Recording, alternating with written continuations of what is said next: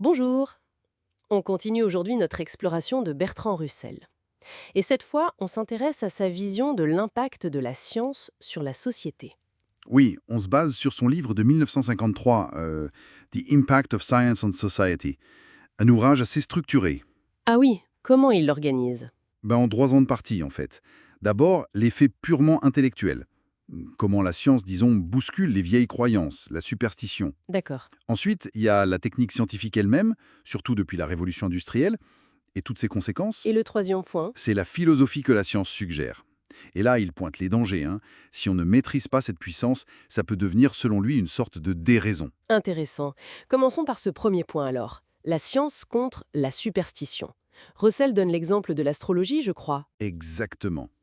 Et il rappelle, ce qui est assez piquant, que saint Augustin utilisait déjà des arguments quasi scientifiques contre elle. Ah ouais.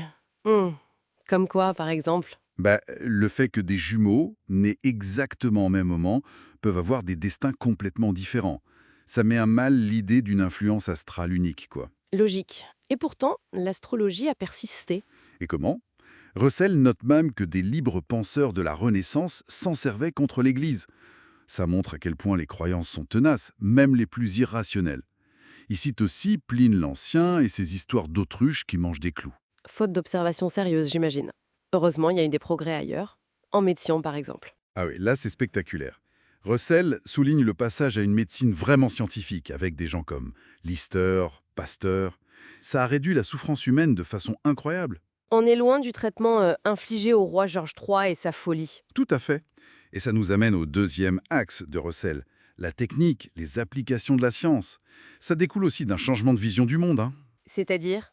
Passer d'un monde vu comme animé par des esprits, des âmes, à un univers régi par des lois physiques. Galilée, Newton, c'est cette révolution conceptuelle-là. Et ça a des effets très concrets. La vapeur, par exemple. Oui, bien sûr. La vapeur change tout. Bateaux, chemins de fer, ça ouvre des territoires comme le Middle West américain, ça booste l'industrie en Europe, D'où un certain optimisme à l'époque victorienne, une croissance démographique. partout. Sauf en France, notre Russell de façon intéressante. Il pense que le Code Napoléon, en divisant les héritages, a poussé les Français à faire moins d'enfants pour ne pas trop morceler les terres. C'est une analyse particulière, mais cette complexification technique, elle a d'autres effets, non? Hmm. Sur l'organisation sociale. Oui, et c'est un point important pour Russell. Il voit monter le pouvoir des administrations, des fonctionnaires, une conséquence presque inévitable de l'organisation à grande échelle. Avec un risque. Le risque d'un pouvoir qui devient irresponsable, déconnecté. Il compare ça un peu au pouvoir des eunuques ou des maîtresses dans les anciennes cours. Le défi politique, c'est de contrôler ce pouvoir-là. Il est même assez critique envers le socialisme sur ce point, non? Oui, il craint que ça ne fasse que remplacer une élite par une autre. Il prend l'exemple, un peu caricatural peut-être, du secrétaire de syndicat qui s'augmente son salaire. C'est qui nous conduit à son troisième point, le plus euh, inquiétant peut-être, les dangers d'une philosophie qui découlerait de la science. Exactement.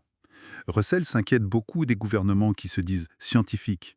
La technologie moderne, pour lui, rend l'oppression plus facile. Comment ça? La propagande est plus efficace, la contre-propagande plus difficile. Les armes modernes rendent les révoltes populaires quasi impossibles. Il pensait à l'URSS de son époque, bien sûr. Un régime stable, mais terriblement oppressif. Il évoque même des scénarios assez glaçants. Oui, les expériences médicales nazies, l'idée d'un élevage scientifique de l'humanité, des dérives où la science serait totalement dévoyée. Et il y a aussi cette critique de la philosophie de l'ingénieur.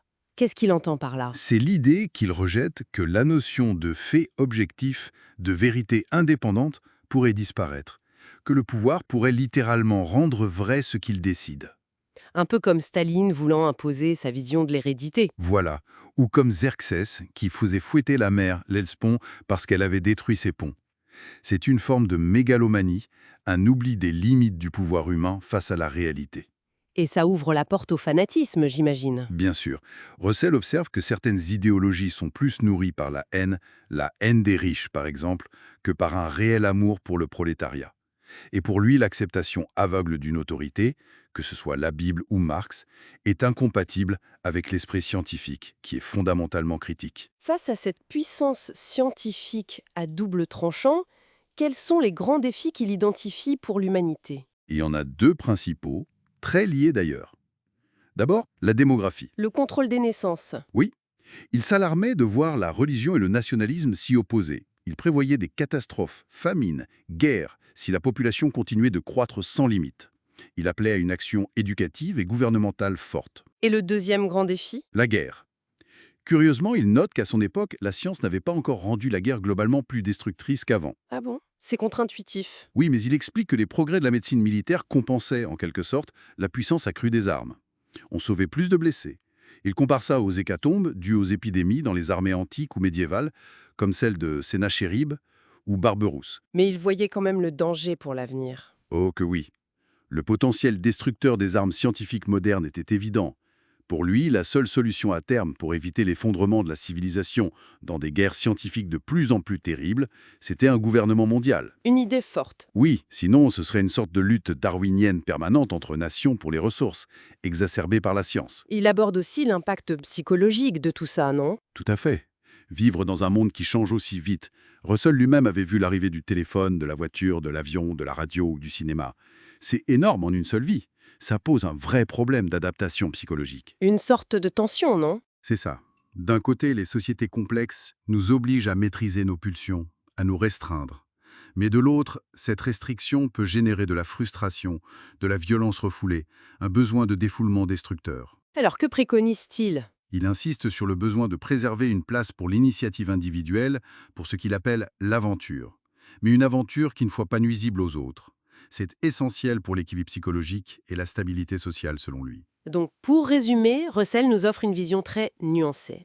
La science est une source incroyable de progrès intellectuels et matériels, mais elle charrie aussi d'énormes défis sociaux, politiques et même psychologiques. Absolument.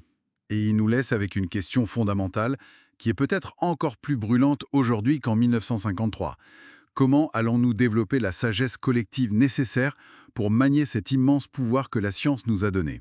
Comment faire en sorte que ce pouvoir serve à construire une société stable qui préserve ce qui donne de la valeur à la vie humaine, plutôt que de nous entraîner vers l'oppression ou l'autodestruction? C'est toute la question, en effet. Une interrogation qui reste ouverte. Merci de nous avoir suivis pour cette exploration. À bientôt.